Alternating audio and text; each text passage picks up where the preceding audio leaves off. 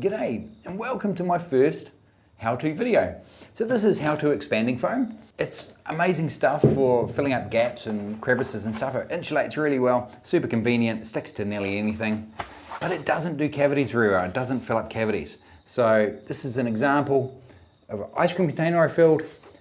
You'd normally fill it up to the top, slice off the rest, and think you've done a really good job foaming.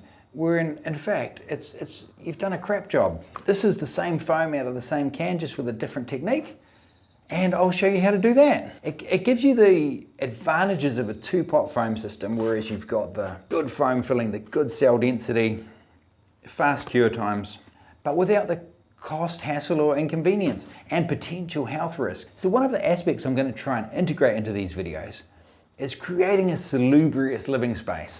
One of your most important assets is your health. I think it's important to be mindful of the chemicals you're using when you're building a space and the chemicals you're exposed to while you're living in a space. So I'm going to wire on about that for a little bit. While I'm doing that, you can just watch this foam expand. Polyurethane have main ingredients of polyols and isocyanates. Polyols are generally innocuous, the isocyanates are nasty. So they're a powerful sensitizer, very, very strong irritant. They can irritate you straight off, but as soon as you sensitize to them, a tiny, tiny amount will set you off. It can damage your internal organs, you can have all sorts of problems, and quite a few people die from isocyanate reactions every year. Best to minimize your exposure. Be aware also, if this stuff catches on fire, the smoke from it's incredibly toxic, gases including hydrogen cyanide, so just stay well away from any smoke if you see any foam on fire at all. The foams can go wrong in a couple of ways.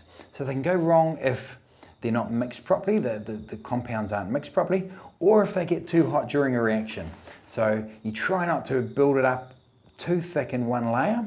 Once you've done the foaming, after a day or so, give the foam a quick sniff. If it smells rank, pull it out and just start again. Figure out what you've done wrong, start again. But with all that said, polyurethanes are pretty safe plastics if they're mixed well, if they're dosed well and mixed well. Which reminds me, try to avoid these twin pack pseudo-professional spray systems. You know, there's just no way that they can assure that the two ingredients will be dosed and mixed correctly, just coming out of two pressurized vessels without a proper metering pump. Okay, so now I've finished wiring on about that. These are the two foams side by side, and the difference in my mind is astonishing. You know, this is really flaky and brittle and weak, and this has got really good structural integrity to it. So I get one of these little ball inflating nozzles. I chop that little hole out on the side and cut him on an angle so he looks a bit like a hypodermic needle. Get one of these old steam wand things. You cut the nozzle off the end and you just jam your ball valve in the end. Then you have a little steam injection nozzle like that, and you just insert that needle into the spray foam nozzle. Now what happens is it shoots steam out through there that carries your foam out with you. You don't pull the trigger all the way when you're spraying it. You have to feel how much to pull it, and it shoots the foam out, and you can spray it on a substrate rather than having to lay it on like some sort of goopy toothpaste. And it works really well. The steam does a couple of things. It adds heat into it, which helps it cure quickly, and also adds the moisture. This polyurethane needs the moisture to cure.